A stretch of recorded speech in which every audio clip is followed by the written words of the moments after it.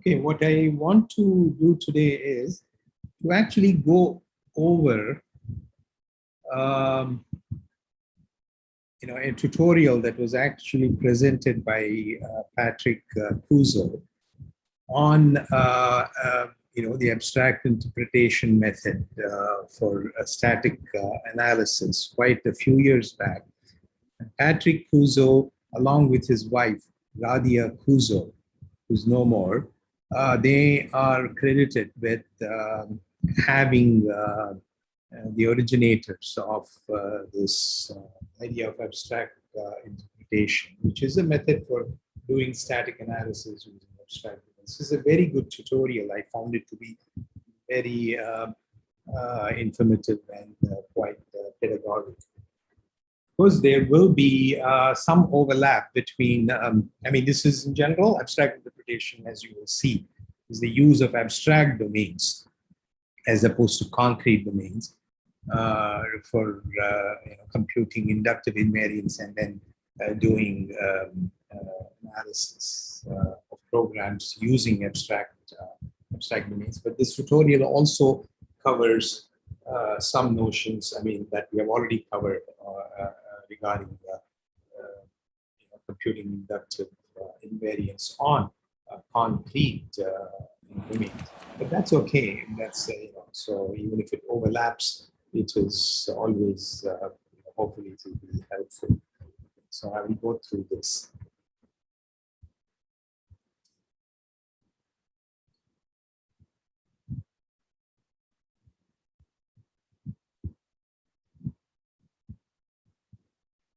Okay.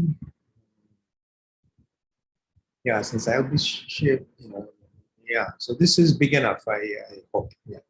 So, for example, you already saw, Diganta showed a few examples on pharmacy, the EVA thing, but here is what he has used. So I will start with example of static analysis. Here he uses static analysis as a general thing. But strictly static analysis means, analyzing program without actually doing dynamic simulation, which actually includes model checking also. Okay. So this is a program that starts with n being initialized to some value n0, some constant. Then it assigns n to I, and then there are two loops, one nested in the other.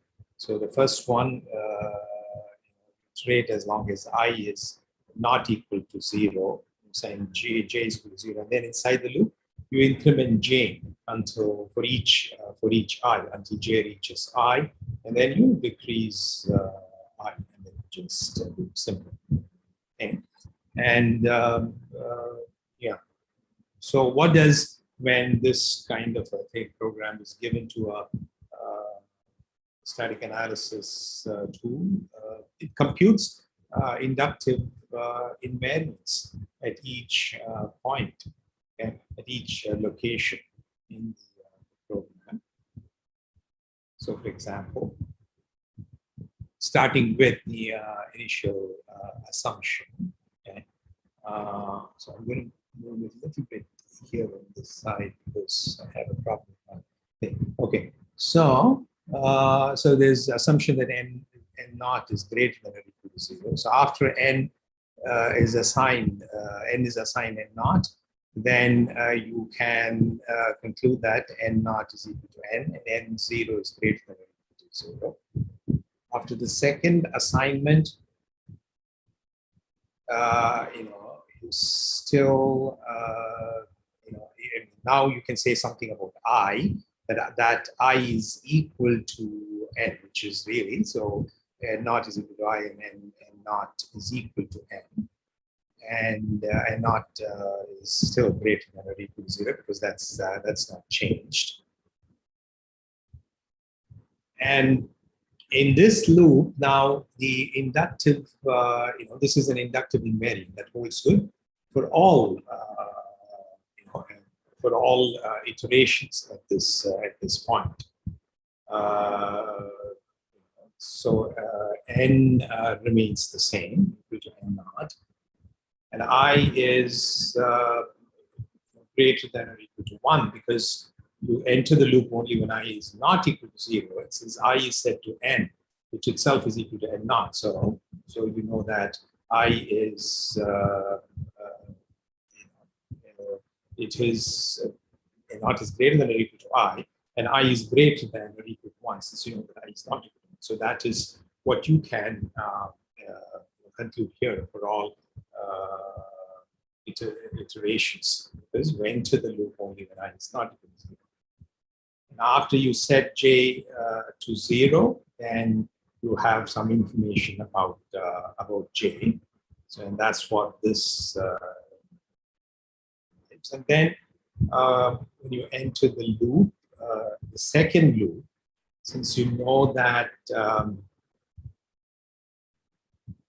j is not equal to I, so then you can conclude that I is j is at least j is less than or equal to I minus 1, because I is greater than or equal to j plus 1, and all the rest will change. So now here, this is a truly inductive invariant, okay, which is derived for the loop, okay, for all iterations of the loop.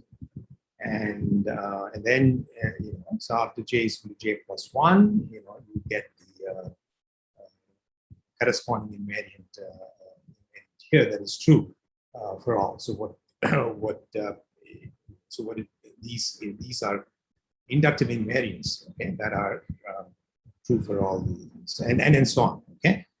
So, and that's what typical static analysis tool does, okay. So we assume, what I've explained is just, once it derives these inductive invariants at each location, including the inductive invariants inside the locations inside the loop, then you can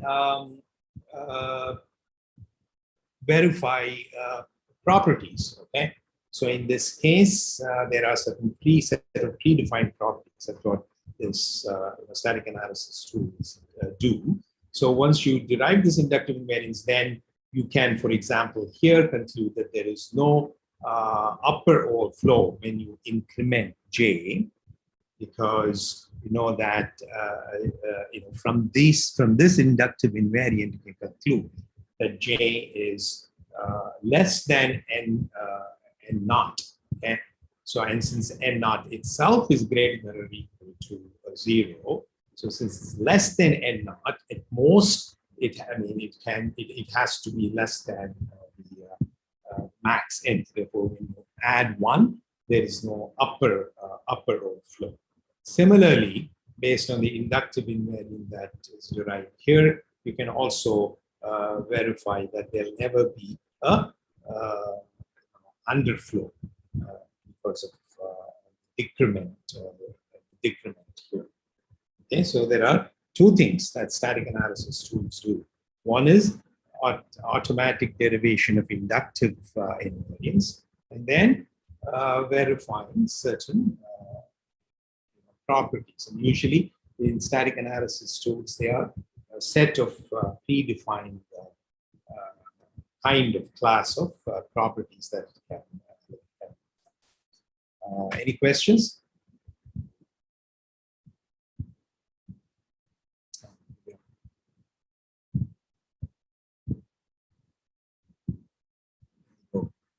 Full screen. Okay, so what in this case, the inductive invariants that are being derived, they all fit a particular shape. Okay, so they are, what are called polyhedral invariants. Okay, so they, the values that are being tracked for the variables, all the variables, the program variables, can be, can fit this constraint. Okay, so it'll track, is characterized by some set of linear inequalities. As you can see here, there are certain relational constraints also it tracks. Okay, so any, in general, it is some conjunction of linear constraints. Okay, so it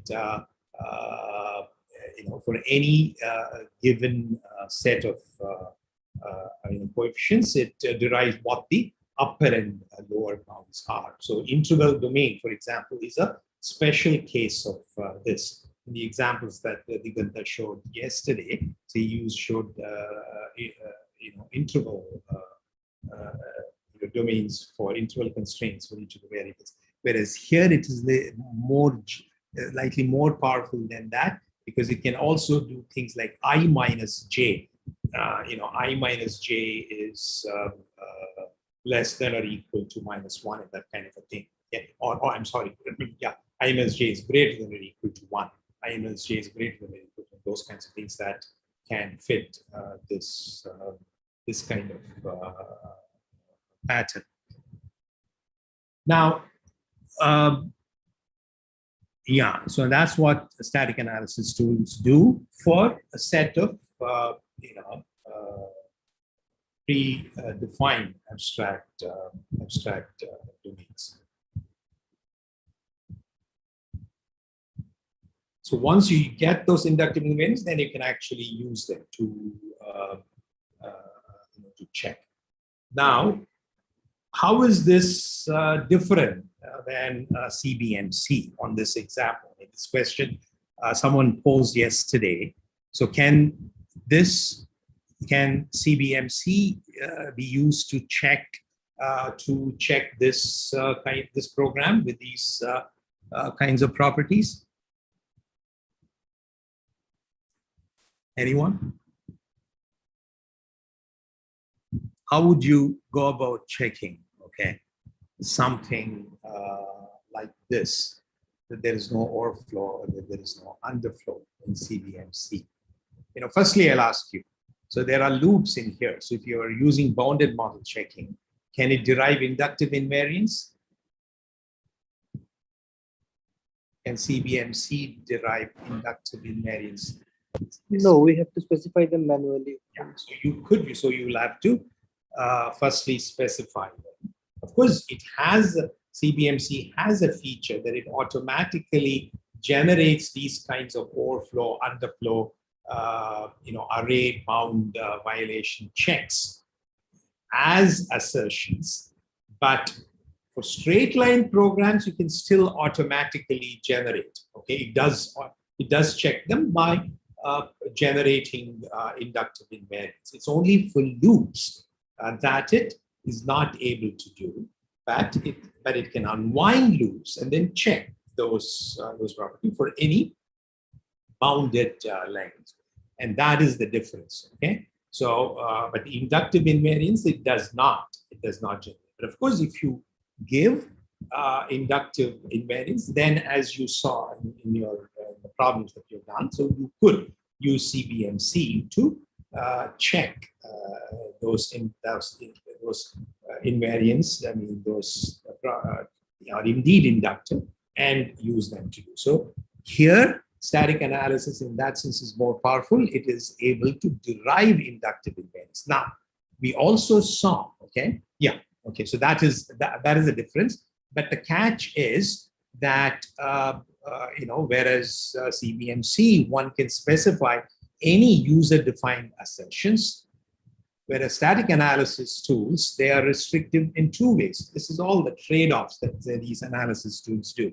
So firstly, the inductive invariance that it derives are inductive invariance of particular shape. By that I mean they are inductive invariance defined as properties over an abstract domain. Okay? And then once it derives them, and you will see that they are usually over approximation of invariance. And then once it derives that, then you can use to check various properties. Okay, and you restrict a class of properties because these inductive invariants may be too weak to verify all kinds of properties. Maybe, yeah. So because it restricts the domain. But but yet it is, by those, it makes that trade-off. Okay, so it is automatic. It derives automatically inductive invariance and it is able to scale because of that, for much larger programs, and it's more automatic when it works. That is the thing. Okay, so here's thing. So general verification is to define and prove automatically a property for all possible behaviors. We've already seen this. In particular, this static analysis via abstract interpretation uses abstraction of these behaviors.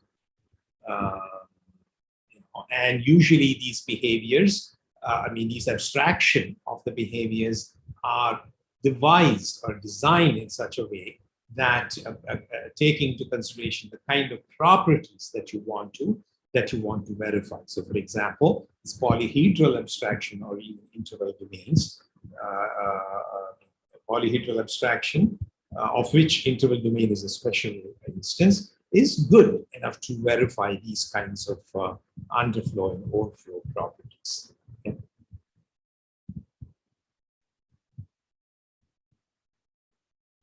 Yeah, I think this is. Yeah, so you will have to, so for this, you have to define both the concrete semantics or semantics of programs as it does. And this is where we've already seen this, but since the tutorial has slides and, I want to go over them, although it could be a little bit of repetition, it doesn't hurt to reinforce some of the things that we've already covered. So usually you have a concrete semantics that describes the program semantics on actual sets of states, as we have seen, and then there is by introducing abstract domains, we have abstracting the programs. We also define abstract semantics. Okay, so these are very nice slides, and that's why I wanted to go through them.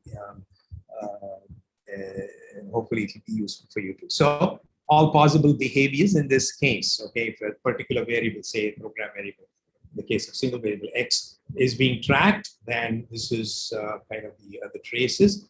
T here corresponds to,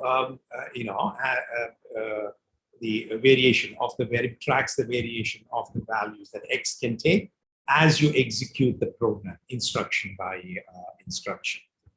Okay. I'm going to skip this undesirability slide, because this is in general, this is undesirable. So what is, we are interested in verifying safety properties, like invariant properties, that, so invariant properties express that certain bad things, erroneous state, should never be reachable, on any of these possible execution traces. Okay.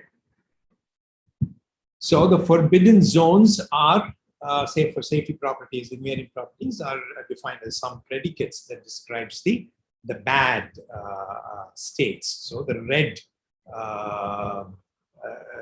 the states belonging to the red zones here are the bad states, the forbidden zone.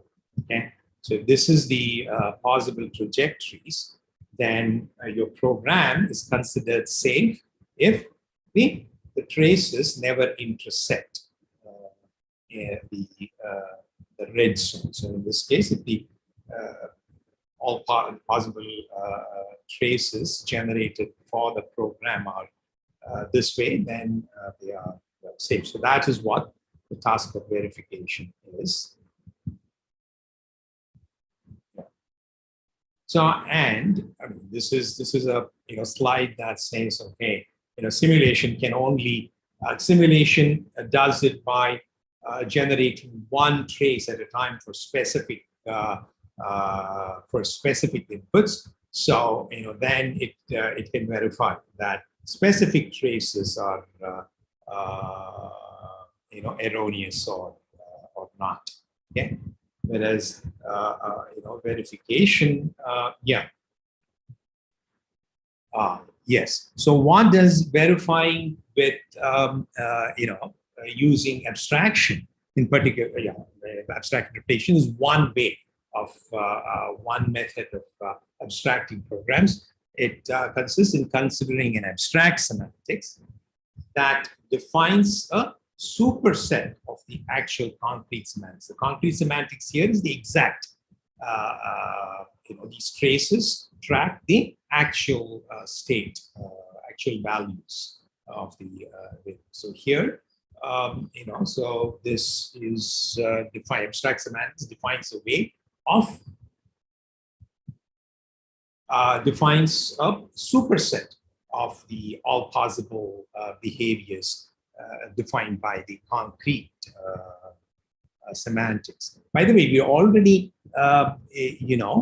early in this course, we did see the structure operational semantics, okay, was one way of defining concrete semantics, just to recollect your memory. So abstract interpretation, uses this, this idea of abstracting that semantics, but it is abstracted in such a way that it covers all possible concrete cases. That is, it includes all possible the concrete semantics. In that sense, the abstraction is said to be an over-approximation whenever it does not exclude any possible actual behaviors.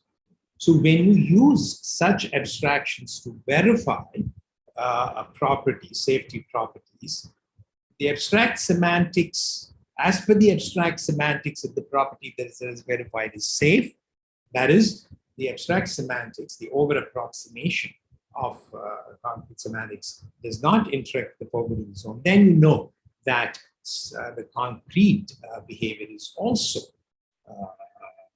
safe, okay? But the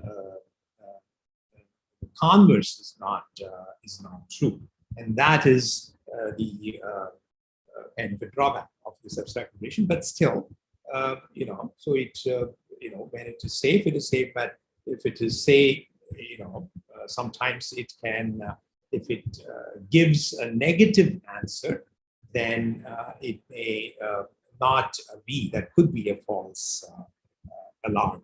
Okay? So that is a trade-off that you do make for using abstract semantics. And pictorially, this is what happens in abstract interpretation. So if, so the red zone, as before, described the bad states. And so, so the abstract semantics,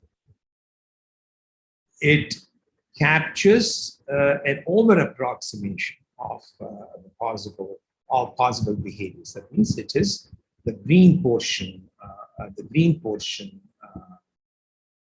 here, which, the green portion. So if you could abstract in such a way that with holes in here, okay? So only the green portion, then, this is, that's what it tries to do. It tries to construct an abstract semantics, and then checks if the thing is still, the abstraction of the trajectories still don't intersect with the bad states. So so model checking also in a way does this. So that, I mean, here, since this the model checking also can use abstractions. Okay, we have already used abstraction. Can you recall, both in your problem set and in the thing, one way in which you have used abstraction? Can anyone jog our memory by where we have used this principal abstraction to verify?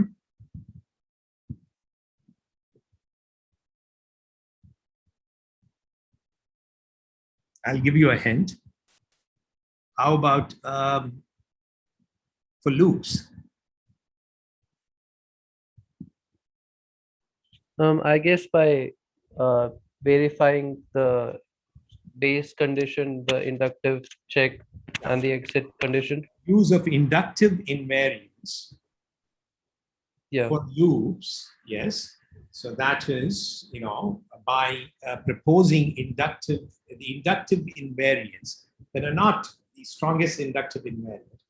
They are, so we've already used that, and you saw, if you could come up with these, those inductive invariants can be considered as abstractions of loops, over approximated abstraction of loops. So, and you saw how we could use that to replace loops with over approximations and then verify the program to be safe base. Exactly right. Okay. So in model checking also you could use these methods. Okay, so far we have used it with respect to loops, since bounded model checking was only using for loops. With respect to loops, we are doing it.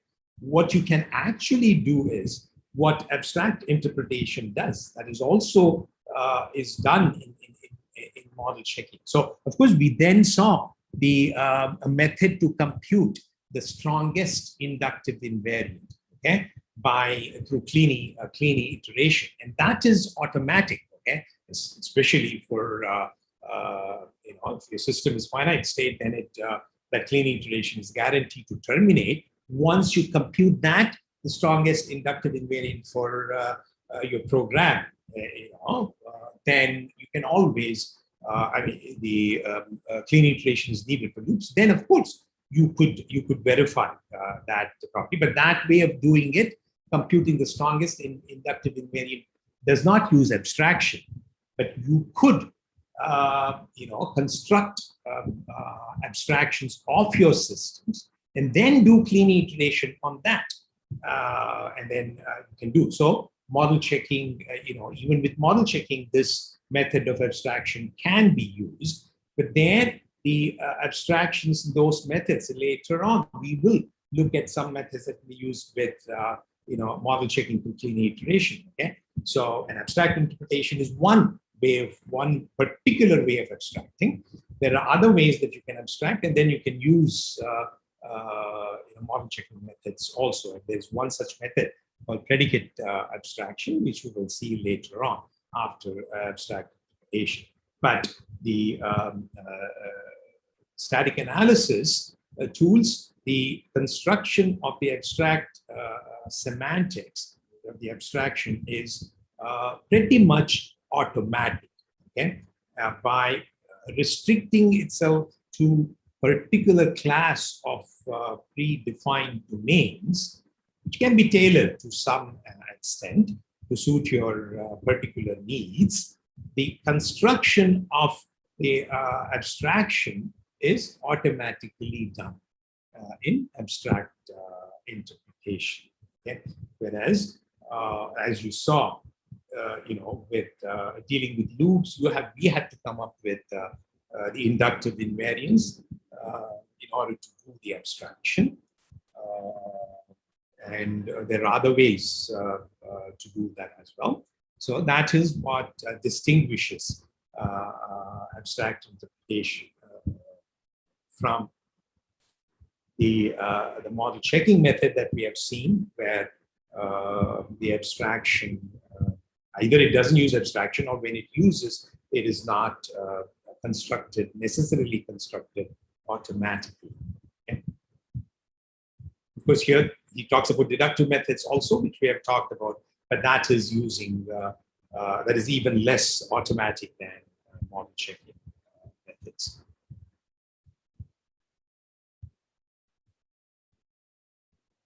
So what is the point that is made here? Yeah, so when you use this abstractions and abstract semantics to do a verified property, these are three things that are important, okay? One, it has to be sound, okay, in the sense that the abstraction that you use has to be an over approximation, that it should not forget, it should not exclude any real possible behaviors. So that is important, because when it says there is, it is safe, then it has to be it has to be definitely safe. Of course, when it is not, when it says it may not be safe, then there is a possibility that could be a false alarm. But it is soundness is required, to ensure that when it says it is safe, it is indeed safe, and that is related to that the abstraction has to be a true over approximation. It should be as precise as possible. Okay, the less precise, too coarse an abstraction means that you will get unnecessarily too many false alarms. Okay, and as we saw, in the case of loops, if you proposed too weak an inductive invariant, then your safety check or your post assertion check may fail, but it may be due to the fact that your inductive invariant is too weak. Similarly, I mean, that issue will be here when you construct an abstraction for the entire system.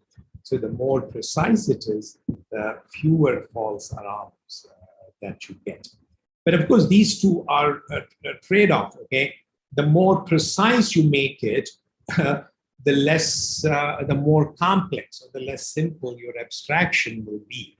And that itself, constructing that itself, and the more precise it is, the more things that you will have to, the construction itself may be difficult to do.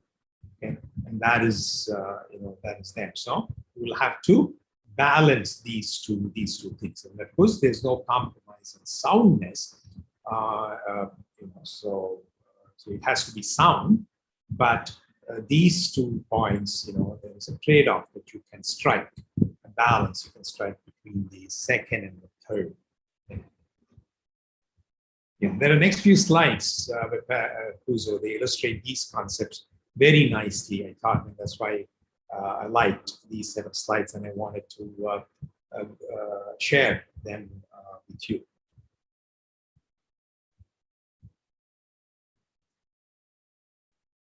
Yeah, so this shows the most abstract sound. By correct, I mean the sound, and a precise semantics for this property. Okay, so see, this one is the most abstract because it includes not only the possible behaviors, but it's more all other as much behavior, extra behavior that you can include in your abstraction, but still not result in false alarms. So it is the largest kind of the most abstract behavior that includes all your possible behaviors. Okay. Do you agree? Any question here? Because this is the largest abstraction that includes all the actual behaviors, yet does not extend into any of these the red zones. For example, the weakest precondition that you can compute for a post condition is an example of such such an abstraction for the thing. I mean, if you were to abstract it, of course, so we'll be using more sophisticated domains, etc. But this is the most abstract. Now, let's see some other not so good abstraction. So this, for example, here, why is this not a good abstraction? Anyone?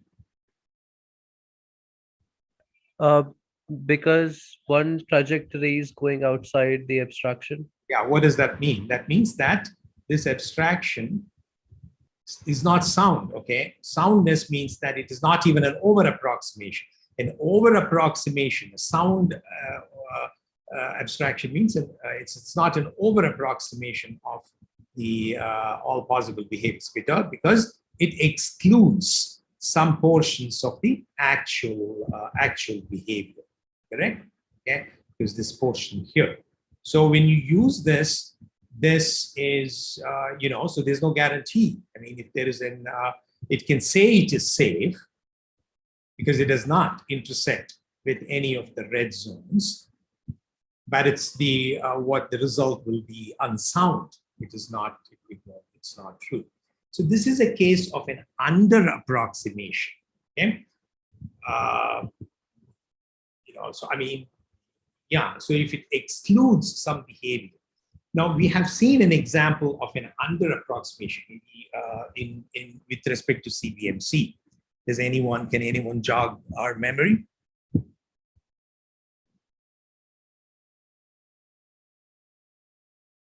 Loop unwinding.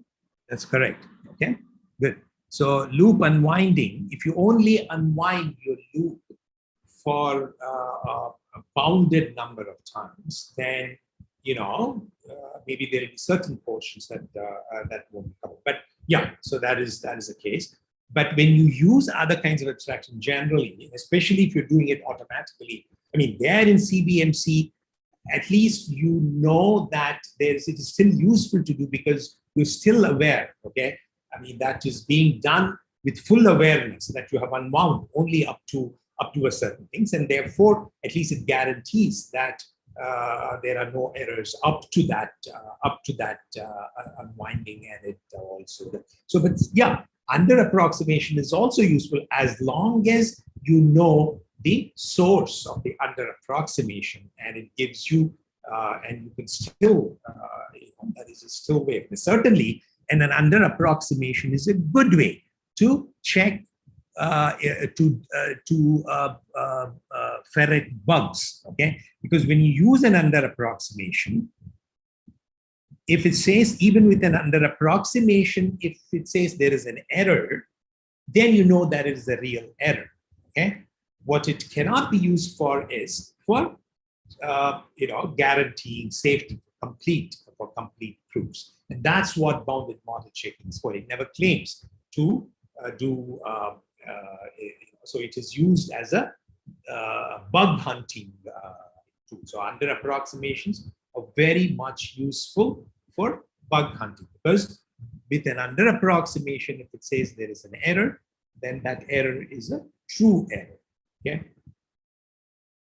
So that it's in that sense it is used, but not for guaranteeing safety. So when you're constructing an abstraction to prove safety, to give guaranteed safety proofs, then you better make sure that the abstraction that you construct is an over approximation of all possible behaviors.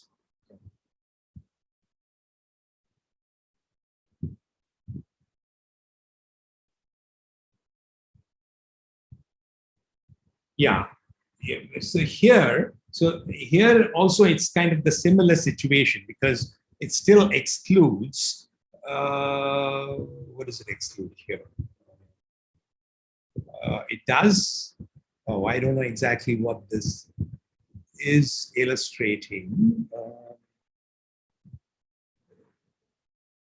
Can anyone guess here? So because it does, I don't know what this exactly, this portion means. I thought,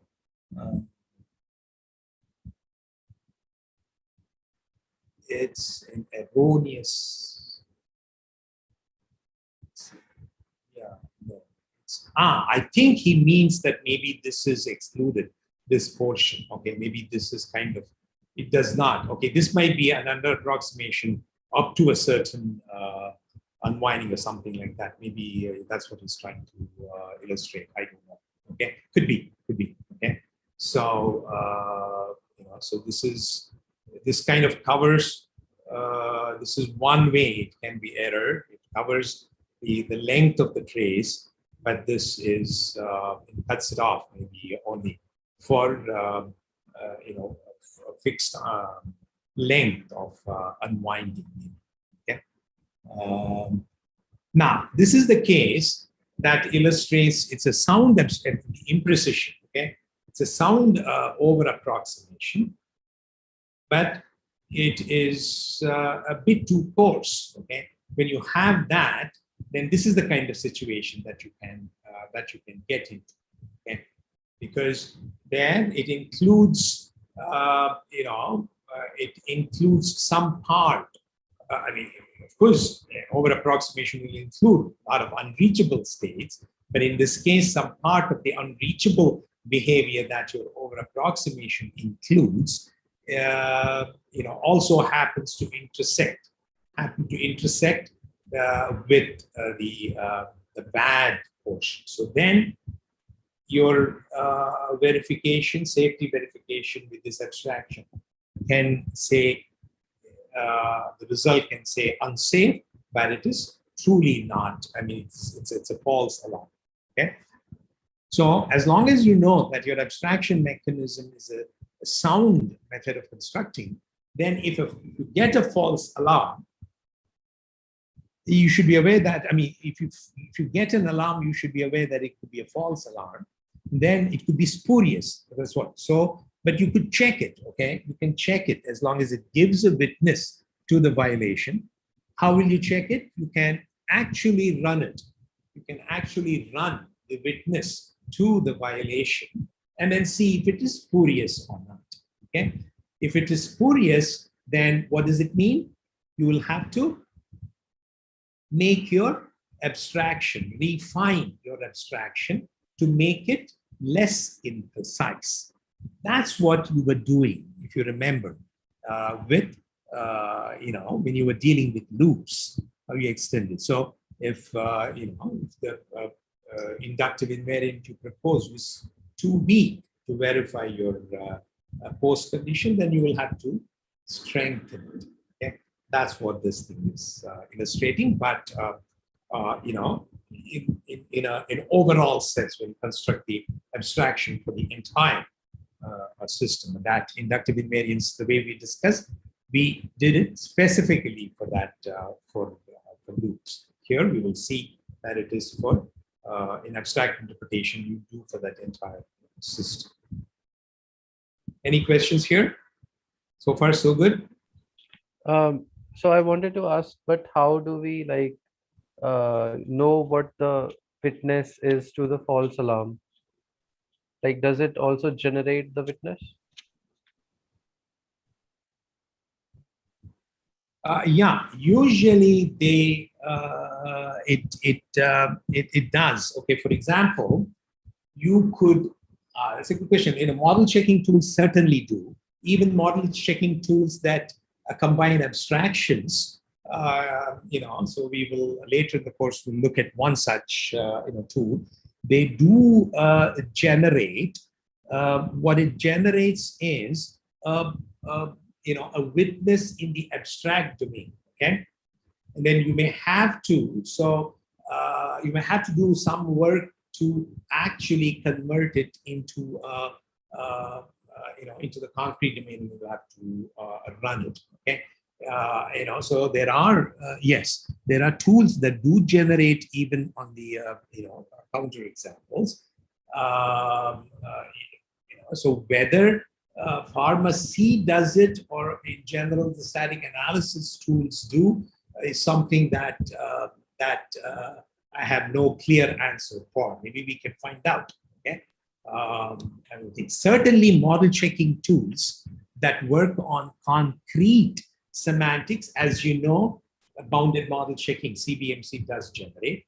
even full model, complete model checkers that use cleaning iteration to compute strongest inductive, strongest invariance for a given initial state. They do generate, okay, and temporal modeling, temporal logic model checkers, they all do generate. Now, I guess your question was with respect to static analysis tools. Am I right? Yeah. Yeah, that I don't. That's So I know that I think pharmacy does not generate, EVA at least does not generate some counterexamples. yeah, because there is, yes, I think certain CBMC, there are sister tools of CBMC that use a kind of abstraction called predicate abstraction. They do generate, but I think the challenge there is, but even with EVA, with the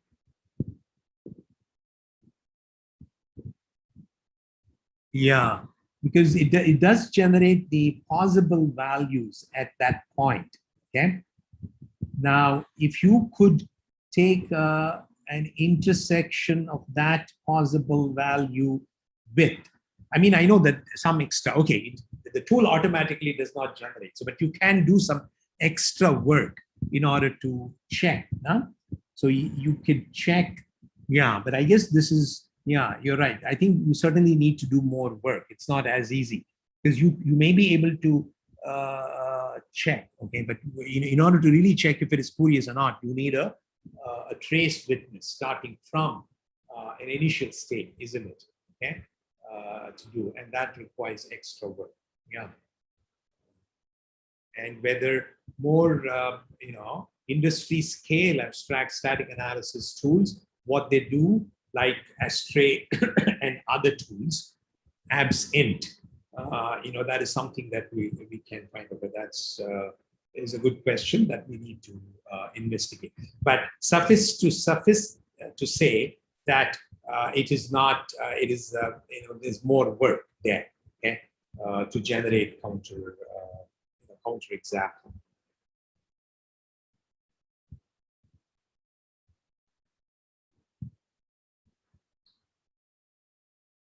Yeah.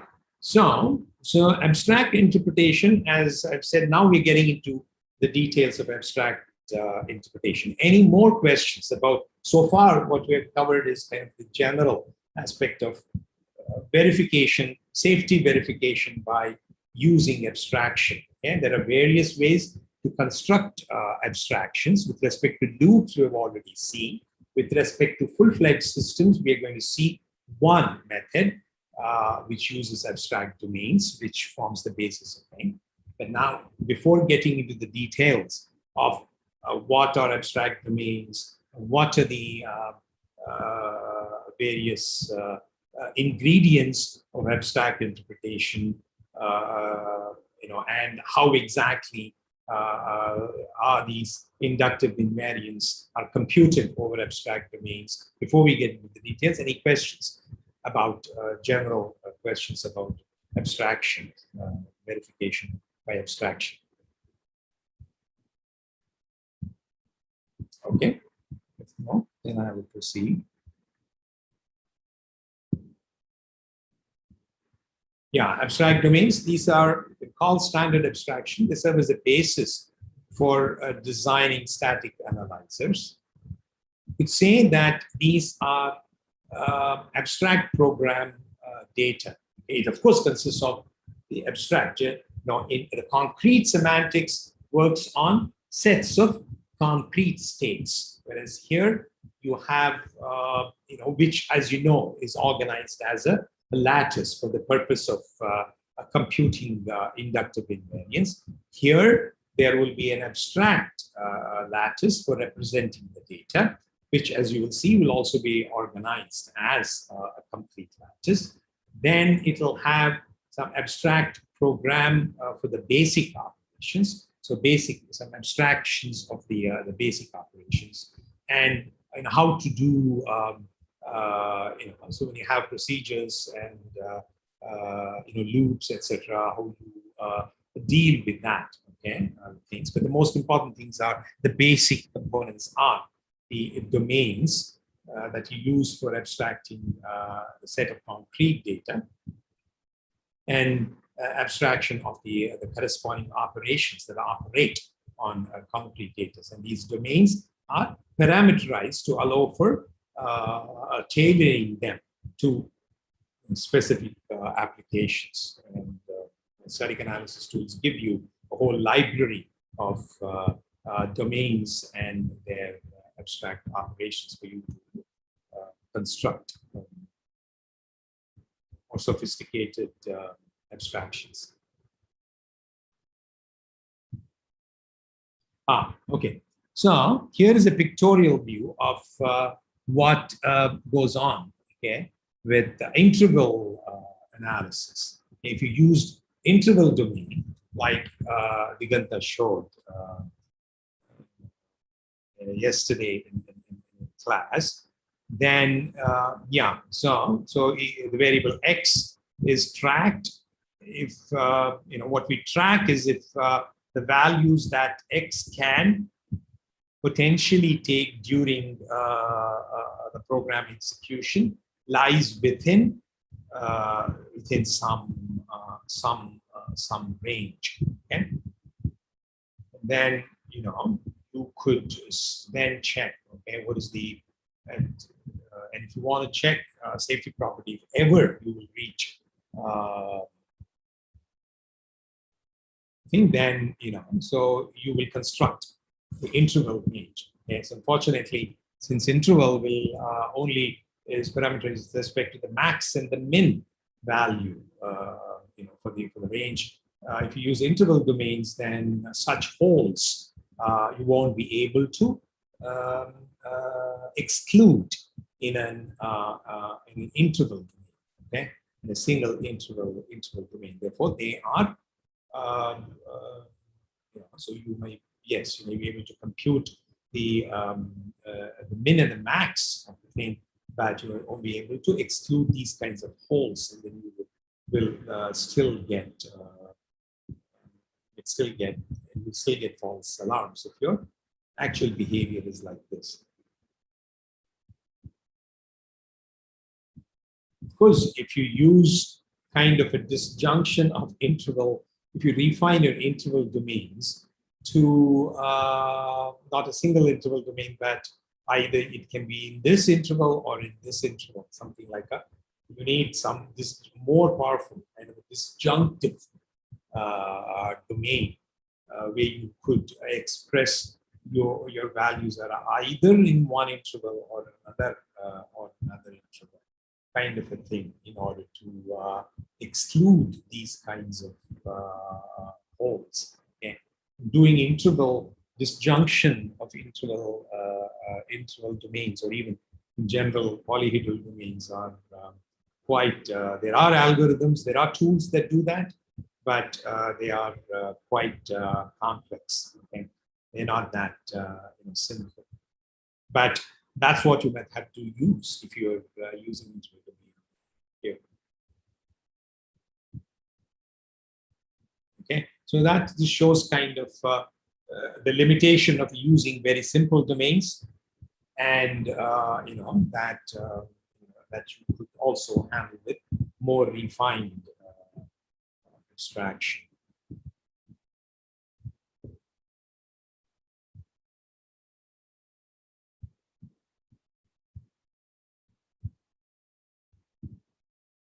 Yeah, okay.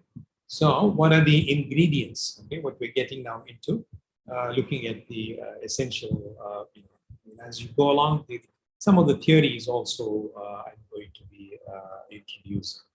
So we've already seen, of course, we need a concrete semantics and we need an abstract semantics, both. Okay, that we need a concrete lattice, a lattice for organizing the concrete data, and then what the transition system, etc. This part we've already seen. So this is as part of the lecture, Couso is covering that as well. And you need the abstract data and abstract operation to define the abstract semantics, and then a relationship between you know, these two semantics in order for you to guarantee that the algorithms that work on the abstract semantics are indeed correct. Okay, so these set of slides I will kind of, yeah, these are standard semantics, like the standard operational semantics, structural operational semantics that you saw is exactly what Couso is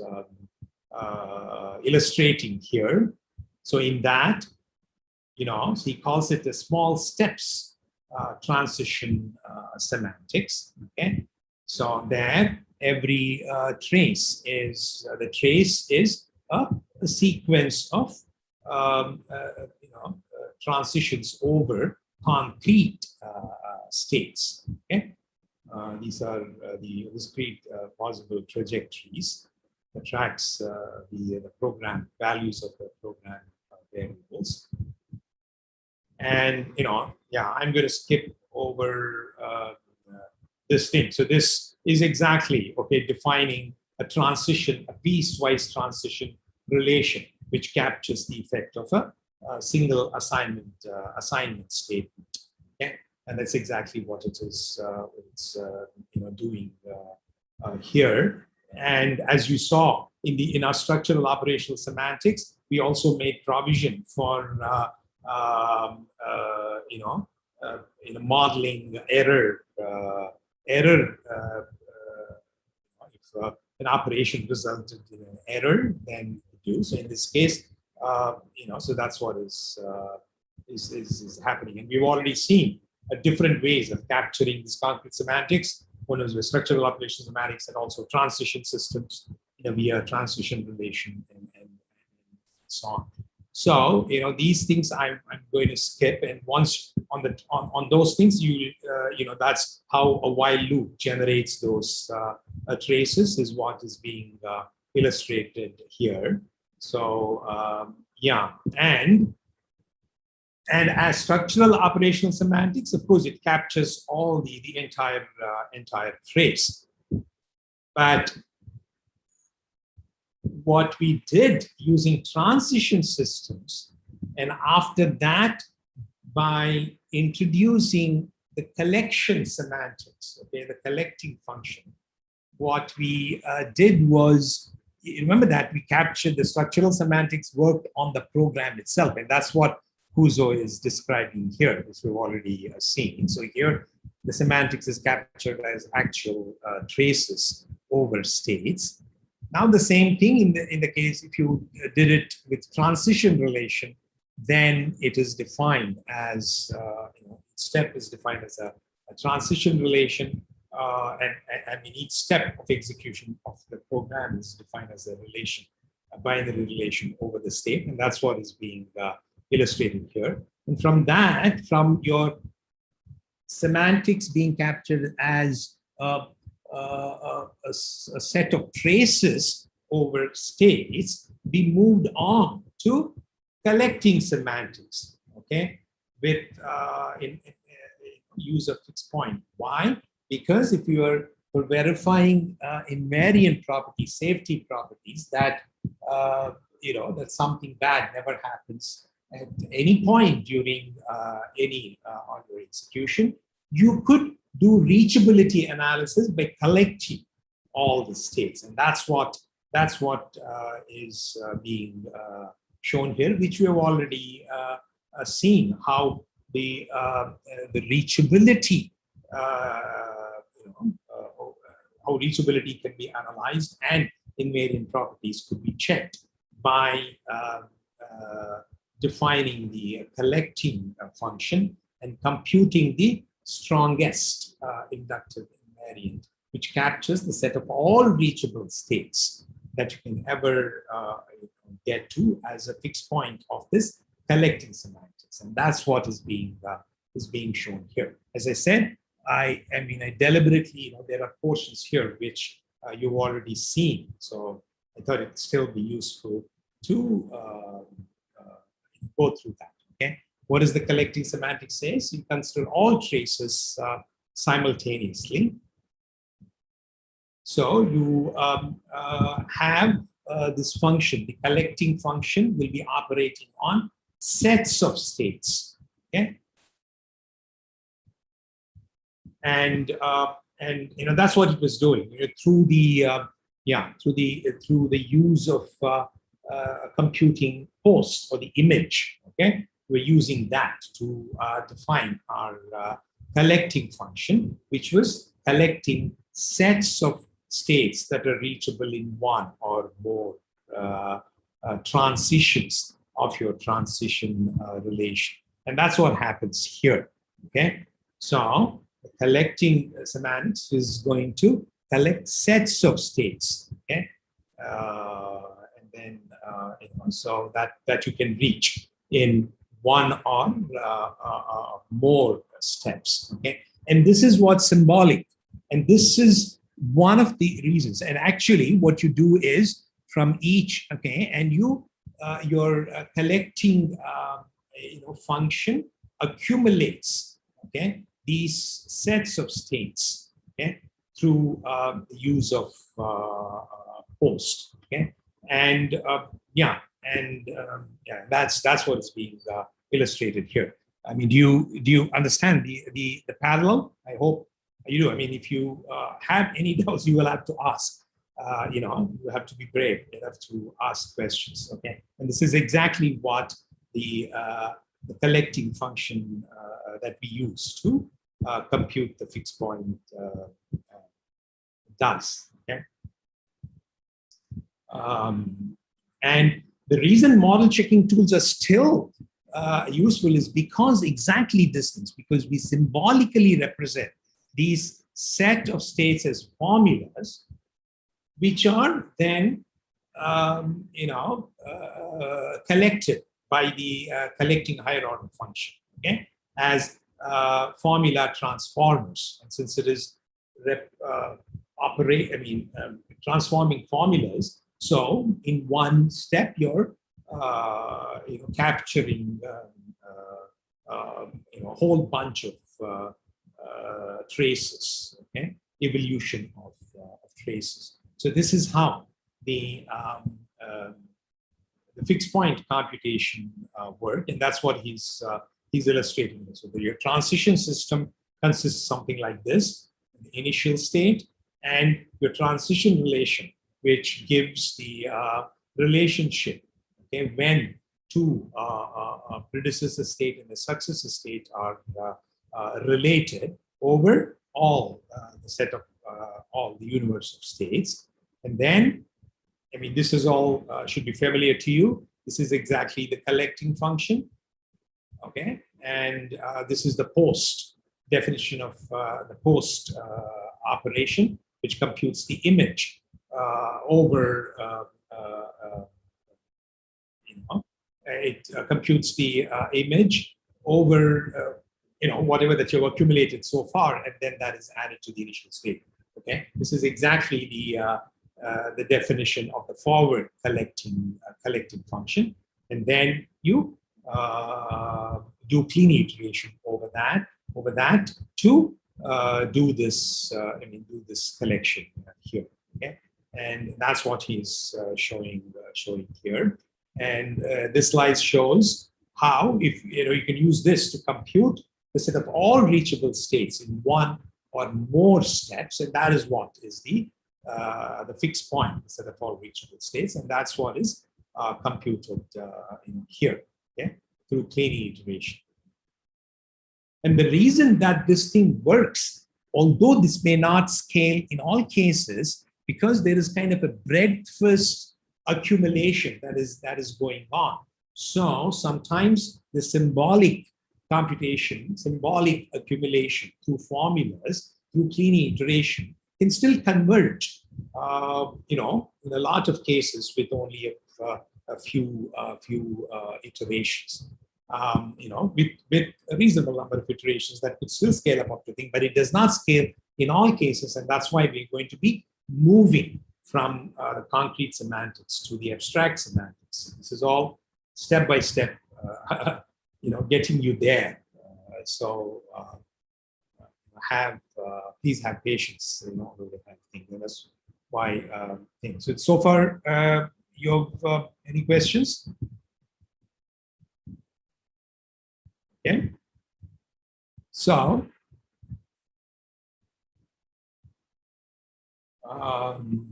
maybe I will introduce this Galois connection and stop after that. So now we are introducing the abstract thing. So let's see. I'm already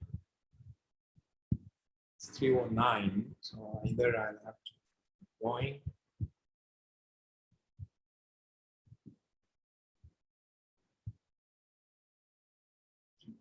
So maybe I'll go take another 5 minutes or so. Yeah, so abstracting sets. Okay, so first you need to choose an abstract domain where we map sets of objects to, and all, over states and traces and so on, and all that will be mapped to over an abstract domain. This is done by introducing an abstraction function that maps a set of concrete objects to its abstract value. We also have an inverse function that maps an abstract element, an element in the abstract domain back into concrete. And the way this thing is done is that it always kind of over approximates the thing. For example, the interval abstraction, which tracks the interval, the intervals over which the values of the program variables range are.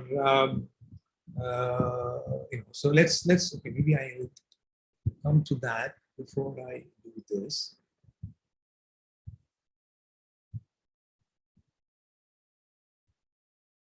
So here is the interval domain. Is this? I hope this is big enough for you to. Yeah. So this is what you see on the left side is a concrete domain. As structured as a complete lattice. This is the interval domain of the interval domain on the right side, and the abstraction function is defined here like this. Okay, so given it's on set of here, this lattice is on set of states. Okay, because that's what we are accumulating, we are operating over in our collection semantics to compute inductive invariance. Okay, so that maps alpha x to the minimum. Okay, an interval whose lower bound is computed as the minimum element of that set, and max the upper bound of the interval as the maximum element of that set. Okay. So it is mapped to that interval, which includes all the elements between those two things. And you see, and your concretizer function gamma is defined such that this condition holds true. Okay? That if you map something alpha, okay? So as per this, as you can see, this is an abstraction because it can map several concrete elements to the same abstract element. Okay, so for example, 1, 3 and 1, 2, 3, these two sets are mapped to the same interval.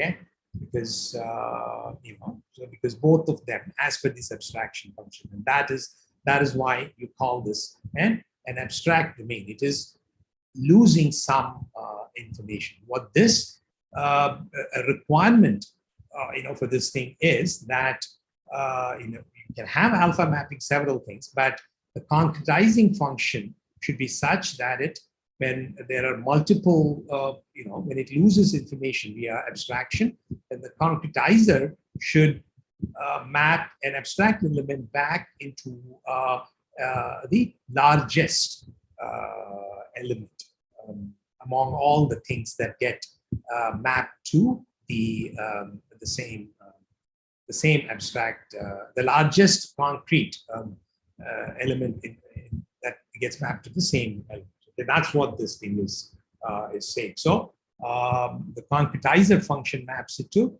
the biggest set. Now, in these cases, you have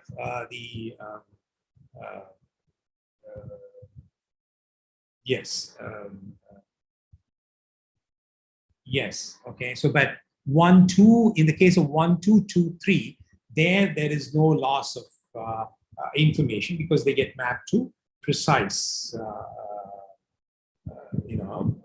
sets, because this set of elements that included in this interval is the same. Okay? I mean, it includes every. So the concretizer function is defined in that way. So, and let's see how it works. So the interval abstraction over multiple variables, really captures this. So this entire set represented, which contains pairs of values that x and y take, get then mapped to this entire region that is shown here. So it includes Saturn. In that sense, it is imprecise. And the concretizing function will map, when you map it back, it'll obviously map it to the largest thing. So the alpha function is, sorry, I'm going back and forth.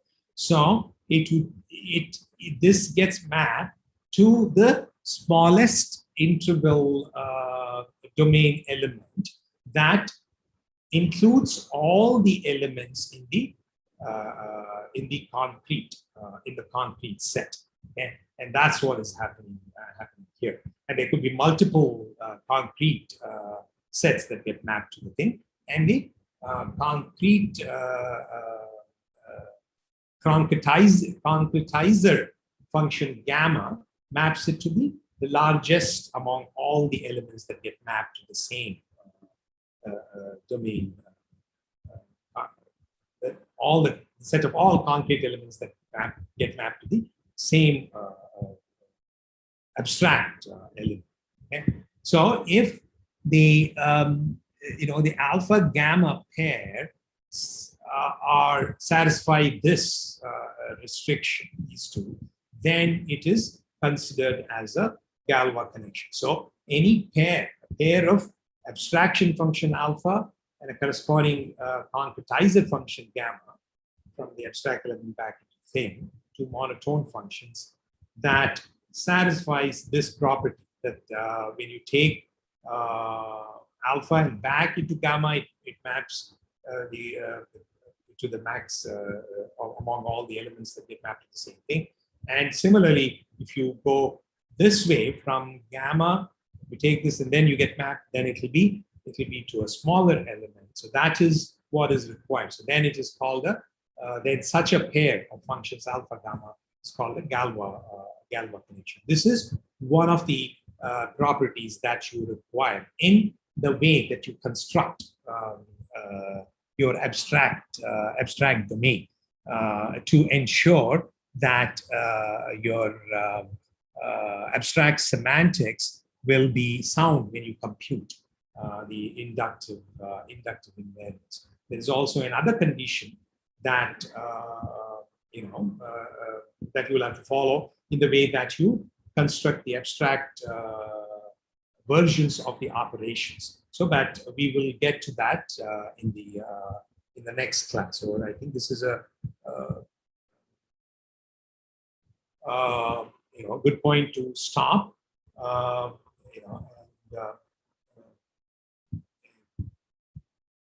Answer any questions that you may have so far. Any questions? Sir, like I had a question, but not related to this. Is there any plan for hybrid classes? I'm currently in CMI. Hello. Yeah. No. I'm thinking. I'm still here. How many of you are? I don't know how many people are still here. Of course, even if, yeah, so you said hybrid, yes. Leaves here, of course. I mean, yeah, I mean, why not? I'm doing it here and I can travel. I just have to travel. So are you requesting for one or? I mean, like I was asking like if there is any, but like I'm fine if there is no hybrid class. Yeah, but this is an interesting question. That's why I asked if there are anybody else besides you to make it. I don't think so. Like probably the only one, I guess. Yeah, because We I will know. go in May now. What? We will go in May for exams. Say that again. You didn't come out clearly. We will go in May for exams. Our people will be there in May, is what you're saying. Huh? Hmm. Yes, only for the end sems. Yeah, but that is almost to the end. No? Hmm. Oh, no. Why don't you be explicit, Harsh? You would rather have physical classes? I mean, like, just wanted to know, like, I would not rather have physical classes. Like, this is fine. No, I was not planning. Answer your question is I was not planning. Obviously, because I'm too lazy. I got used to staying home. so when if I have to go, I'll have to go. I mean, sooner or later there will be transition to full classes. Okay, and if there are if the class size is large for large things, people prefer to go and then give it physically. But I think most small sized, most courses that have fewer than 8, people there, I think mostly are doing it that way. I don't know. Okay? But there is less incentive for me to travel. There'll be more incentive. There are more people. Like even say there are 2 people or 3 people. But Yeah. if you want to have some discussions, etc., if that'll help by being physically there, then I don't mind traveling. Maybe doing it one of the classes physically. Cuts to that. Okay, maybe fun. Because for me, other than traveling, it's the same amount of work. Mm-hmm. Right. But yes, okay. Mm. The commute time can be avoided. But let me think about it. Okay. Yeah. Yeah. Okay. Right now, I do not have any plans to do. Mm. Right. Yeah. So I'm sorry that we did not make much progress, but I hope these things. I love these set of slides, okay? And therefore, even though it was overlap, I thought I'll go over them. Okay. So I will let you go. Yeah. And I hope you found that overlap useful. Thank you. Thank you, sir.